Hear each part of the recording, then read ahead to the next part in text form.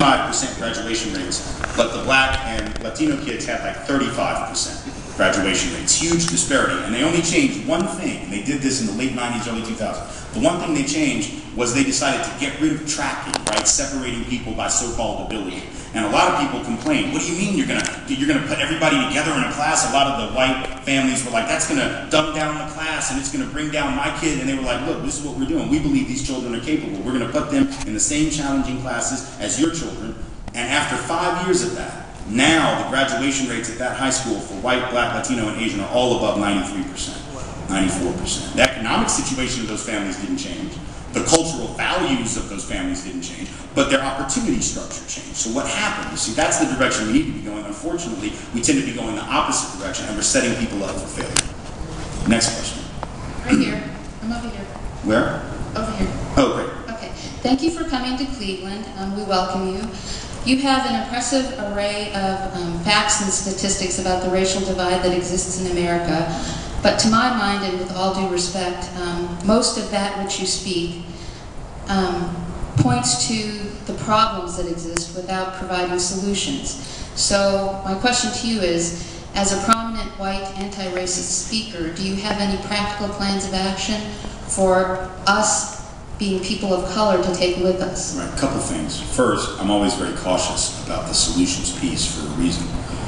It's not because I'm pulling a punch, and it's not because I don't have certain ideas. It's because I think one of the problems with our culture, and now I'm talking about the larger American culture, and it's really somewhat unique to us, is that we are very quick, all of us, regardless of color, regardless of race, class, to increasingly in this country, in this present moment, and maybe for the last 40 years, give away our own agency to so-called experts who come in and give speeches or write books or appear on television shows as if they are the ones who logically need to be coming up with the solutions, when in fact the whole history of the struggle is about community folk coming up with solutions. So in other words, you know, when the sit-in movement, you know, touched off in Nashville, where I'm from, in February of 1960, after having touched off in Greensboro 2 weeks before that, and then the Student Nonviolent Coordinating Committee, you know, led this struggle in so many ways around the South.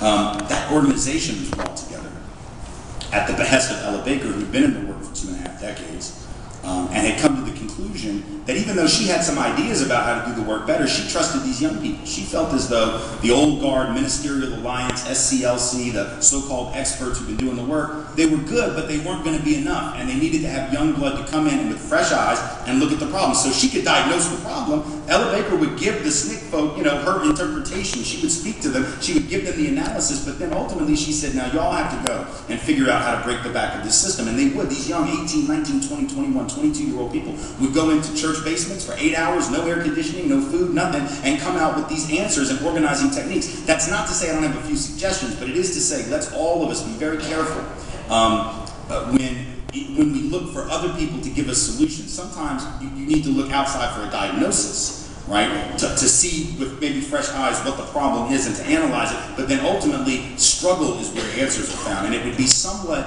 I think, frankly, elitist and maybe even racist at one level for me as the white man to sort of swoop in, particularly into space that's mostly folk of color, and say, now here's what y'all need to do. Here's the 1 through 5. Like, to me, I'm not real comfortable doing that because I don't, what if my advice is awful? If my advice is bad, I don't pay the price. If my advice is bad, people of color pay the price. So ultimately, I can lay out some things. Like last night, I went down to Occupy Cleveland. I spoke to folk there about the struggle and about race in the struggle and about understanding the critical narrative about racism if you're going to have an economic justice discussion. And it was interesting, you know, the Occupy folk are very into like organic, grassroots consensus decision making, but as I was leaving, somebody asked the same question, like, okay, so now wait, what do we do? And I was like, okay, I just want y'all to sit with this for a minute.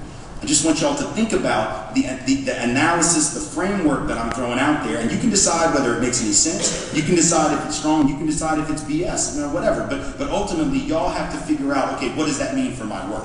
Now, right now in this city, there are folks working on housing issues. There are folks working on police brutality issues. There are folks working on the jobs crisis. There are folks working on schools and school equity. And so the easy answer, of course, is that people need to connect with those existing struggles. Sometimes we try to recreate the wheel when the wheel is already out there and it's turning. It just needs to turn a lot faster. So there are organizations that could use your support, that could use your talent, your energy, your insights. So by all means, seek out some of those. Let me tell you real quick about, I wanted to make this announcement before folk get out of here. There are a few things that are going on this weekend. Just to continue to stay engaged in the community with some of the things that are going on. And this is stuff that the Occupy folks told me about yesterday. So on Sunday, for instance, this Sunday, on the 30th at noon, there will be it's Occupy the Hood Cleveland is putting on a thing called Village Soup. And this is going to be both a sort of a potluck, so like bring something, they're going to make a big pot of soup folk can eat, but they're also going to talk about community issues, strategies, struggles, how to connect and build solidarity, to work on some of these things. That is going to be Sunday at noon at 11239 Superior Avenue. Occupy the Hood Cleveland. They're going to talk about unemployment issues, wage disparity, failing schools, mass incarceration, police brutality, healthcare, homelessness, all of that. And they need folks to come and be involved. So y'all can be part of that solution, that conversation right now by going and meeting with other folks who've been thinking about it. The other program, which is the night before that, Saturday night, is Saturday the 29th at 5:15 at the corner of Imperial and 123rd. There will be a program generally about violence against women, specifically about the Imperial murders. So if people are interested in that, you can go to that 5:15 on Saturday and have a conversation about some of those important issues. These are just ways to stay connected in the community. Ultimately, in my book Colorblind, which was the book I came out about a year and a half ago, I do have a whole section in the back. The third chapter of it is about action items. So I'll give you a few of those things. I think first of all, we need to be not always looking for policy changes, though we want to push for policy changes, but that's a very slow process. Some of this stuff that we can do, we can begin to do right now. We can begin to do it in our homes and in our institutional space without waiting for somebody in Washington to get on board, because they're probably not going to, at least not right away. So let's not give away our agency. Let's say right now in this institution, we need to be having conversations in the classroom about the curriculum that's offered and what's not offered, about who's teaching and who's not, about the hiring process, about the credentialing process, about the transition from community college to four-year colleges for people that are wanting to do that and able to do that. How is that made more difficult by racism? Looking at some of the funding issues, demanding that these kind of issues be put on the table. I would also say that teachers need to take a very proactively color-conscious approach to education. Now, what do I mean by that? What I mean by that is sometimes we take this colorblind approach, right, which is where we say we're going to just treat everybody the same and we're going to just sort of not talk about, not think about race. And I think what the research has found on that, the reason that's not working, the reason that doesn't work, is because if folks are in fact dealing with an identity-based discrimination, so if I'm dealing with racism, or if I'm dealing with sexism, or if I'm dealing with economic oppression, and we never talk about the thing I'm dealing with in the classroom, or if I'm the instructor and I'm not considering how that struggle is affecting the way that you approach me in the classroom, the way that you interact or don't interact in the classroom. Are you even showing up to class? How are you doing your work? How are you, if I don't think about the way that race, class, gender, all of those could affect our interaction, I may get the wrong impression of your ability. So what I advocate in the book is for teachers and entire departments at colleges and universities, and then community groups need to do it as well, employers need to do it as well, to really sit down and have conversations about how do we meet the needs of folks given their actual structural reality. How do we bring that into the classroom? How do we create a criteria for assessment, for instance, that takes into consideration that not everybody's starting at the very same place, right? If some folks have had more opportunity than other folks, then they're supposed to look better on paper. Right? I mean, that sort of comes with the territory. Like, if I've had more opportunity than you, I should look better on paper. That doesn't mean I am better. It doesn't mean that I am more capable. So if I'm a teacher, I need to take that into consideration. That means building relationship with my students, getting to know their struggle, getting to know what's going on in their lives so I can assess how they are doing relative to their opportunity structure. Because you might have somebody that's starting out 5 laps behind, so to speak, in an 8-lap race. Right? Well, if they start out 5 laps behind in an 8-lap race, they're not supposed to cross the tape at the same time. But now, what if they close the gap to 3 laps at the end of the race? Well, now they were the faster runner, right? If I start out 5 behind, I only end up 3 behind or 2 behind. That means I was trying harder. I was putting out the maximum effort. That means as educators, we have to be looking at assessments that are based on effort, not just overall outcome, based on the work that I put in, not necessarily, just some raw grade on a test. Because that raw grade on the test is going to be different. If I've had all the, advantages, I probably will get a higher score potentially. But that doesn't mean that I worked as hard. That doesn't mean that I put in the effort. And so we've just got to rethink assessment. We have to rethink credentials for hiring, right? Particularly in community colleges that serve the community. You can't, use all the same criteria. Wisdom comes in a lot of different places. And community colleges in particular, I think, are well positioned to take consideration of that truth. Like, some of the smartest people that I ever learned from ever about race and economics and politics were the folks that I work with in public housing that have like 10th and 11th grade education.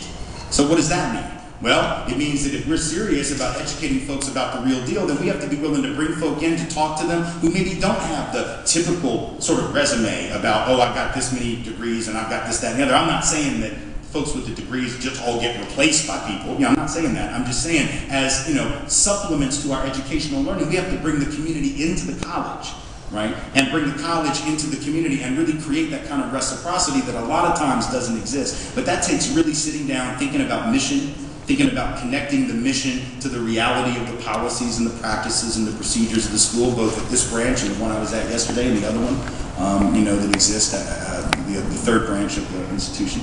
So, I mean, there are some concrete things that are in the book that I talk about families, I talk about teachers in the classroom, how to do it. But I think ultimately, that's something that this community and all the different folks you represent, the different employers from which you come, the different parts of the neighborhood from which you come, different churches, synagogues, mosques, or whatever that you might belong to, community groups, those are the things that people have to think about in struggle, in community every day. And I fully expect that y'all will do that, and many of you are already doing it. Other questions? Hello, I had a question. I wanted to know... Where are you? Right here. Oh, okay, cool. Thanks. What would you suggest to Black students that attend predominantly white institutions such as Case Western Reserve University on ways to educate white students about their privilege as well as racial inequality in America? Well, on the one hand, it shouldn't be their job to educate white people about that. On the other hand, I know that it often is. It becomes that, right? It shouldn't be. It really should be up to the educators who are paid as educators at that school to teach white folks about privilege and inequality. But they're oftentimes not prepared to do it any better than anybody else is, right? So it ends up falling to students of color. Well, a couple things. Number one, white allies on that campus, and I've spoken to Case a couple of times and I've always said this to them, those who are white on that campus and aspire to be allies to people of color need to step up and take some of that burden off so that it doesn't fall to people of color. But to the extent we realize that it will continue in many cases to fall to folks of color, we have to provide the kind of support networks on HWCUs. I know that's not an acronym people are familiar with because when it's a historically white college, we just call it a college. But it's historically white. So HWCUs, when folks of color are on HWCUs, those institutions need to create the kinds of support structures that will allow those students of color not only to get what they need out of the school, which really is the first and foremost important thing, regardless of what white folks get from them, right? It's about those folk of color getting what they need out of that institution, but also create enough support space and enough opportunity, perhaps, for them to share their stories in a safe environment where safe as possible. Obviously, it's never completely safe because folk can always dismiss what you have to say and retaliate against you, but create as safe an environment as possible for folk to tell their story. Because the one thing that I have witnessed in the 16 years that I've been traveling around the country, speaking mostly at HWCUs about the topic, is that although the data is helpful, and although research is helpful and statistics are helpful, ultimately, the thing that breaks through for most white folks around this issue is when they are confronted with a personal narrative about which they are not nearly as prepared to argue, and with which they are not nearly as prepared to argue. Because I can throw out statistics, and everybody, I mean, they're solid and the research is good, but you know everybody's got an answer to that doesn't want to hear it. Everybody can say, well, I've got a study that says this, or you can make numbers say anything. Actually, you can't, but people think you can. So, okay, whatever. People are convinced that studies lie or that research can be twisted, but my own personal experience is mine. I own it.